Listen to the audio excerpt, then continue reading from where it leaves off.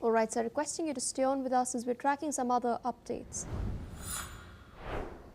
US President Donald Trump has now stated that he would consider removing the 2026 World Cup matches from cities that his administration has safety concerns with. Trump's comments have come after he criticized Boston's local government on its record of public safety.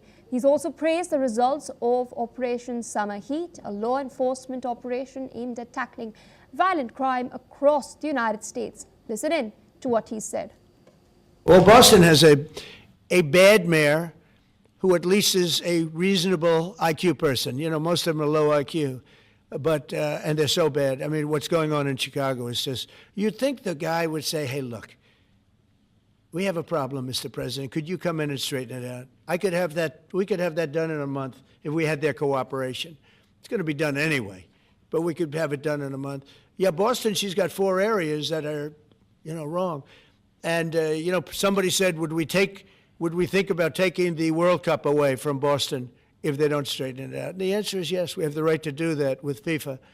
So if we think that LA is going to be bad, or we think that applies a little bit to the Olympics too, but we'll talk about FIFA first. FIFA is very hot. If we think there's any reason that, whether it's Boston or anywhere else, that they're not doing their job, we're going to take those World Cup games and move them someplace else.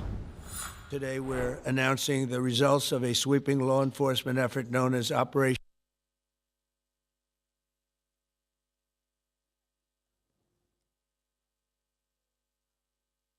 Meanwhile, federal agents have deployed tear gas in Chicago's southeast side following a car chase and crash involving a Customs and Border Protection agent. Now, hundreds of community members and even local police were on hand when the gas was deployed, and at least 3 people were detained. And in response, advocates have canvassed the neighborhood, speaking directly to residents and businesses about the incident. Take a look. We are reaching out to the homes and also the businesses to let them know that they have rights. We all have rights, regardless of whether we have status or not. And we want them to also be able to help us by recording any illegal detainments that happen or any violent altercations that are initiated by ICE, because we want to have them on video to show the world the reality, the truth. The truth here is that we are peaceful people in this community. We are not the ones causing this violence, and we want them to see that. We want them to know. It's racism, and that's the bottom line. It's racism, and that's the way that I see it. That's the way I've seen it all the time. Because even when you try to show them facts, they don't want to believe it. They don't want to see it. Because why? Because I think that they're being just all of this is just being a response to them holding in all this anger for so many years, because they don't accept other people because of the color, because of the culture, and this is just another way that they're targeting now, and they're kind of justifying it by saying, oh, we're the violent ones, the community are the violent ones. Well, we know that's not true. I live in this community, and I know that. Still with us on the broadcast is Professor Rohan Gunaratne.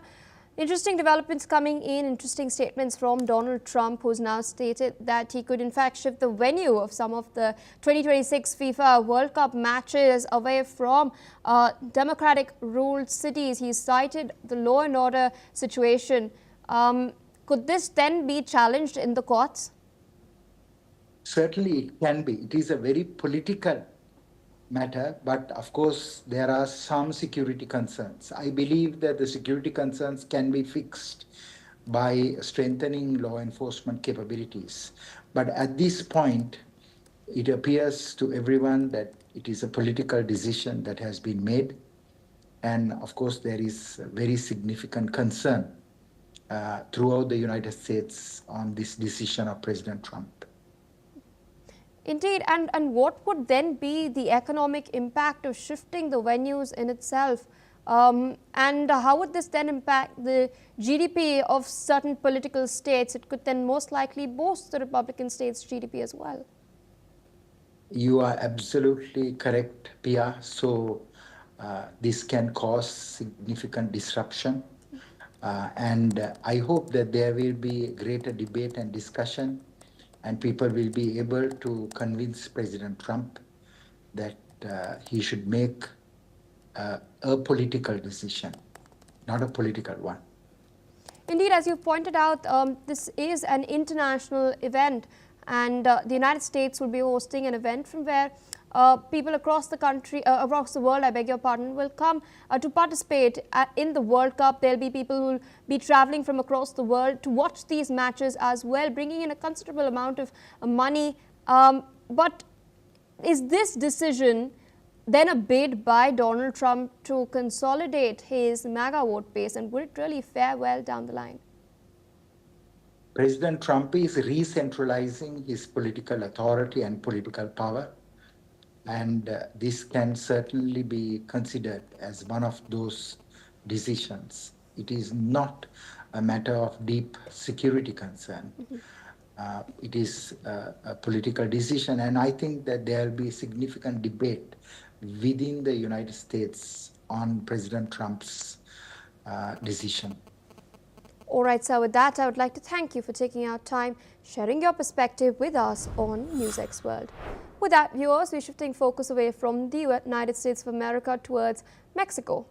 Now, in eastern Mexico, massive piles of debris and thick mud are complicating rescue operations 5 days after floods killed at least 66 people. Now, authorities are scrambling to reach the hardest hit areas, with 75 people still reported to be missing.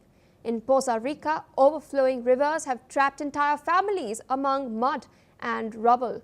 Meanwhile, the rescue and aid teams have been slow to arrive. Streets have been blanketed in thick sludge, with personal belongings buried beneath the mess. Rescue workers are facing difficulty as they try to reach those who are still stranded. And many residents, meanwhile, are relying on makeshift tools to clear their homes. Listen in to what some of the survivors have said. No hay ayuda de nada, no hay despensa, no hay ayuda de nada. Se van al fondo hasta atrás, pero también aquí, ahí está la medida hasta donde nos tapó el agua, la primera planta. Estamos fatal, la verdad. Ya apesta el lodo, huele muy. La ayuda va muy lenta, mija, y también estamos, o sea, hay partes que ya han avanzado, pero aquí nos urge que nos levanten mínimo las cosas, que nos pasen a dejar cubrebocas, que nos pasen a dejar, ¿cómo se llama? Víveres, agua. Sí necesitamos que se apliquen un poquito más, porque al rato vamos a tener el mosco y vamos a tener la epidemia, y va a ser peor. In Huauchinango town, which was devastated by flooding over the weekend, a family is meanwhile struggling to rebuild their lives. Listen in to what they've said. Estamos en crisis total. Y pues, ¿qué nos queda? Sino tener el ánimo para trabajar, recoger lo que nos quedó y volver adelante, volver a trabajar y volver a levantar la casa. Sí ha sido bien difícil porque pues tantos años de esfuerzo, tantos años de trabajo para tener esta casa bonita, para que sea un hogar, para que sea una casa que se sienta acogible, que se sienta bien. En cuestión de minutos